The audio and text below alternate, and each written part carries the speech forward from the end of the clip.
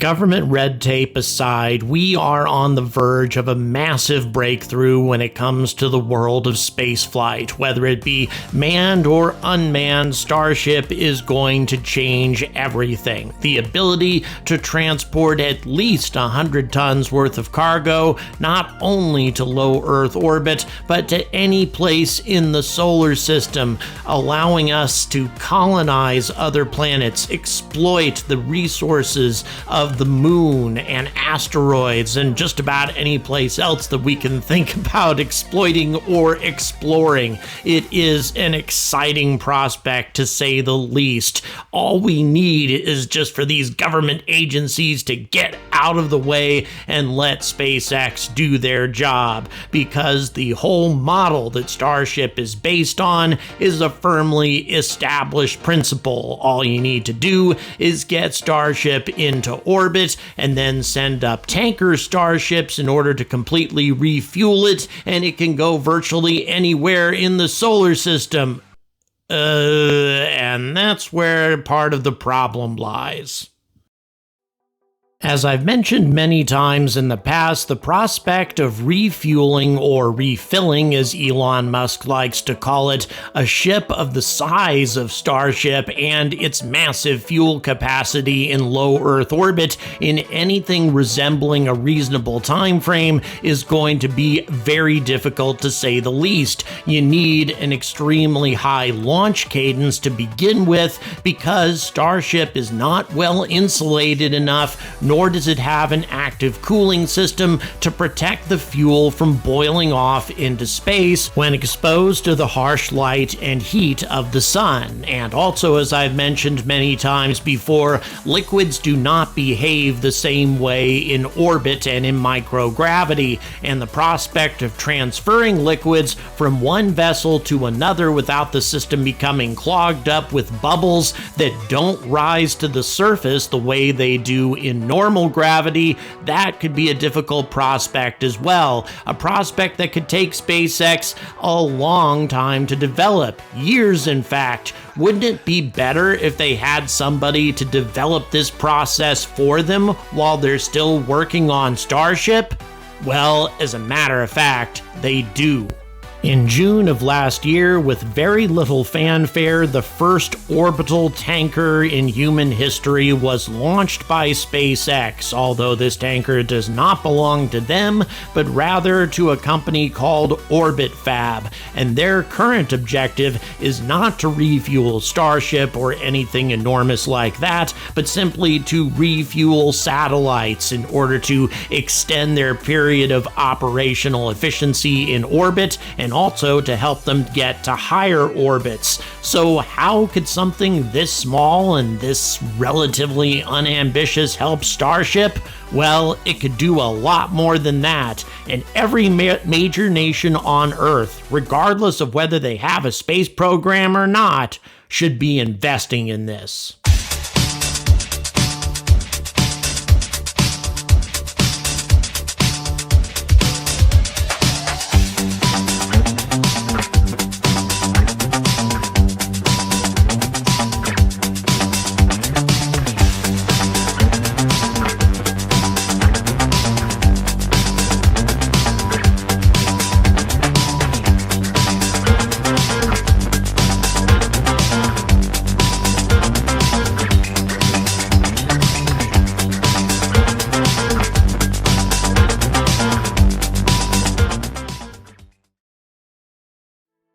Now, I've done a video about Orbit Fab and their fuel depots in the past. However, they have recently inked a deal with a company called Astroscale in regards to one of the biggest problems that faces human civilization at the moment, in my opinion, and that is the problem of space debris. According to the European Space Agency, there are 36,500 pieces of space debris greater than 10 centimeters in size. That's big enough to cause substantial damage. There's also 1 million objects between 1 centimeter and 10 centimeters in size, most of which we can't track. We just know that they're out there based on our mathematical models. And there's 130 million pieces of space debris ranging between 1 millimeter and 1 centimeter. Now that may sound very small, but if you're talking about a piece of debris traveling at many thousands of kilometers per hour, it can still cause damage, especially to a small satellite. And if a satellite becomes incapacitated by space debris, then it essentially becomes an unguided missile hurtling through LEO, possibly to impact another satellite, creating even more space debris and a potential chain reaction that I've talked about many times in the past. But Astroscale is a company that's looking to solve this problem with a satellite called LEXI, and it stands for Life Extension. And it serves a number of different purposes, and they're working in conjunction with Orbit Fab. But the LEXI satellite, what it has is 4 robotic arms that, first of all, allows the satellite to have station keeping and attitude control. It can also relocate it to a safe graveyard, change its inclination, or relocate the satellite to geosynchronous orbit if that's where it should be. So LEXI is a satellite that provides a wide variety of services, not only cleaning up space debris, but also extending the lifetime of a satellite, therefore making a company's investment in that satellite last longer, and also to propel a satellite up to geosynchronous orbit without requiring a tremendous amount of fuel to accomplish that. In other words, it's sort of a space tug as well as a space cleanup satellite, and it's going to be launched for the first time in 2026. Astroscale currently has a cleanup satellite called ELSA in orbit, but this is going to be more flexible. However, this is a satellite that's also going to require refueling, and that's where Orbit Fab comes in. They're going to provide the necessary fuel for this satellite to remain operational so it can do its job. Now, Orbit Fab plans to place their centralized fuel depot up in geosynchronous orbit and then to dispatch smaller tankers out to various satellites who need refueling. And that, of course, would include the Astroscale LEXI, but a wide variety of other satellites could benefit from it. As a matter of fact, they've secured investment from Northrop Grumman and Lockheed Martin. There's a lot of very prominent companies that are interested in this concept, and there's very, very good reason for it. It's simply a lot easier to get things from low Earth orbit to other destinations throughout the solar system, including the moon, Mars, or any place else, if you can refuel them in orbit. And if you have an infrastructure in place to accomplish this, it simply becomes a lot more doable. And this is what Orbit Fab intends to set up, is this infrastructure that will provide easier access to geosynchronous orbit, geosynchronous transfer orbit, and the moon for starters. But why put your propellant depot all the way out in geosynchronous orbit where it's going to take a lot more effort to get fuel out to it in the first place? Well, here's another piece of genius from Orbit Fab. In the long run, they don't intend to get their fuel from Earth. Instead, they intend to get their fuel from the moon. It is so much more efficient to get fuel that way. In geosynchronous orbit, it is 15 times easier to deliver fuel from the moon to geosynchronous orbit than it is to get fuel from Earth to geosynchronous orbit, as ridiculous as that sounds, and it's simply because of gravity. The fact that Earth has 6 times the gravity that the moon does, it will be far easier to deploy this fuel out to a fuel depot in geosynchronous orbit from the moon than it will be to deliver the fuel from Earth. It's actually a lot easier to deliver that fuel from the moon to geosynchronous orbit than it is to get fuel from Earth to low Earth orbit, just a few hundred kilometers up, and yet it's far easier to get fuel from the moon to geosynchronous orbit, and that's why they're building their model this way. And when it comes to in situ resources, the moon is a vast bounty of fuel, or let's just say a vast bounty of oxidizer, because that is the vast majority of what's needed in order to make conventional rocket fuel work. 2.5 to 1 ratio if we're talking about methalox, from oxidizer to propellant. So you need 2.5 times as much oxygen as you need methane. That being the case, any source of oxygen that you can get that's easier to get to geosynchronous orbit is the most efficient source of that. And up to 30% of lunar regolith in some areas is comprised of ice, obviously hydrogen and oxygen, and then lunar regolith can be comprised of up to 40% of oxygen. Up to 40% of just plain old lunar regolith can be transformed into oxidizer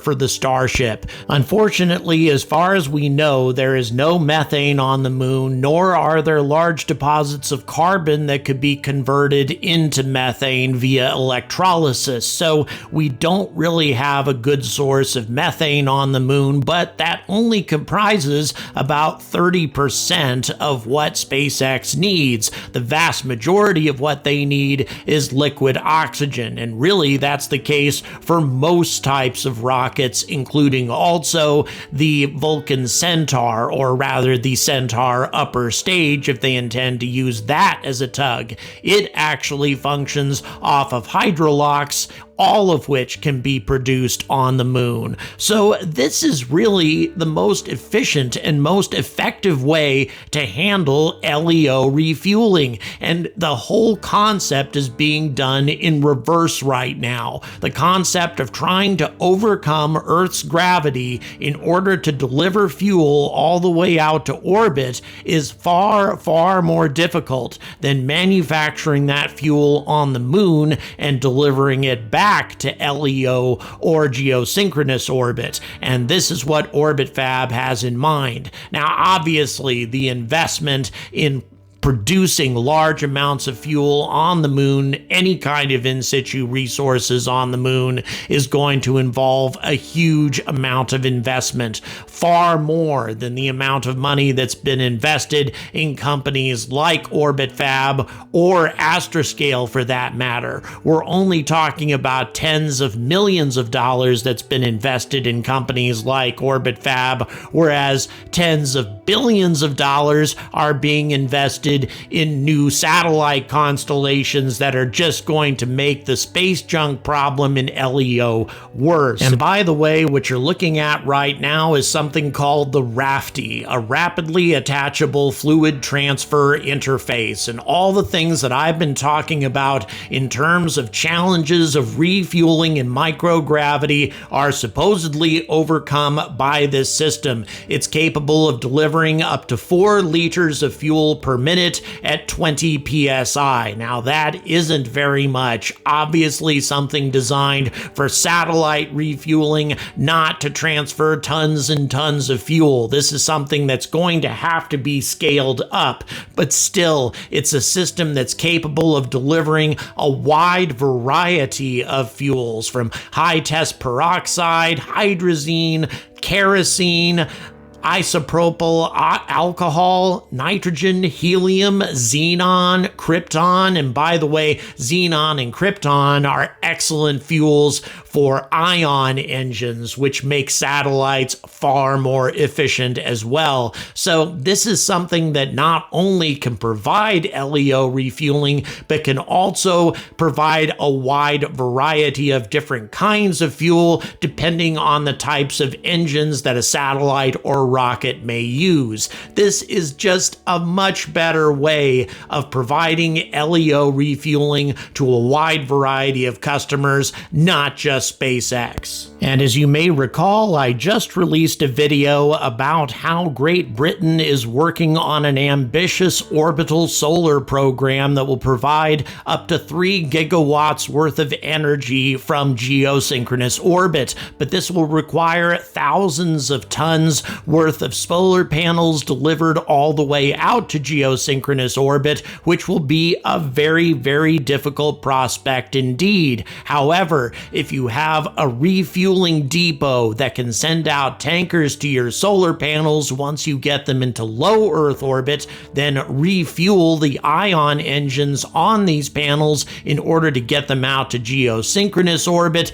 it will be far easier and require a lot less fuel on the earthbound side in order to get these things launched in the first place, making the whole prospect of providing solar energy from orbit a lot more feasible. So this is why at the beginning of the video I said that every major nation on this planet should be investing in this kind of solution, because it's that important to all of us. Refueling depots in orbit will provide far easier access to space, not only in terms of low Earth orbit, but higher orbits and the moon. And easier access to space means cleaning up our low Earth orbit junk problem, providing energy from orbit that's far cleaner than anything that we can produce on Earth, and finally, refueling Starship and fueling our return to the moon.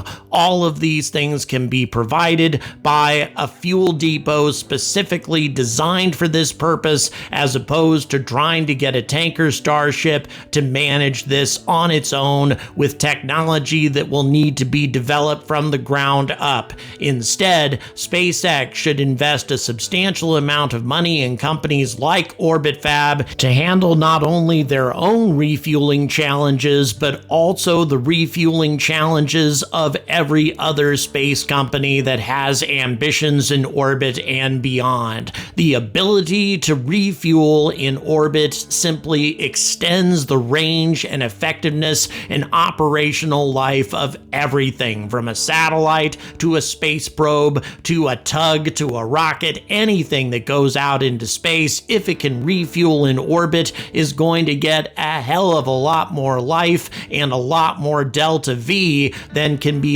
made available if it launches from Earth. The advantages that Orbit Fab is offering to the spaceflight community simply cannot be ignored. And yet, as I said, not enough money is being invested yet. Yes, they have lots of collaborative arrangements that have been made, and I applaud them for that, and I applaud the companies that are investing in them, but the investment is not significant enough, not even close. Once again, we're only talking about tens of millions of dollars as opposed to the billions of dollars that are going to be necessary to establish the infrastructure that they have in mind.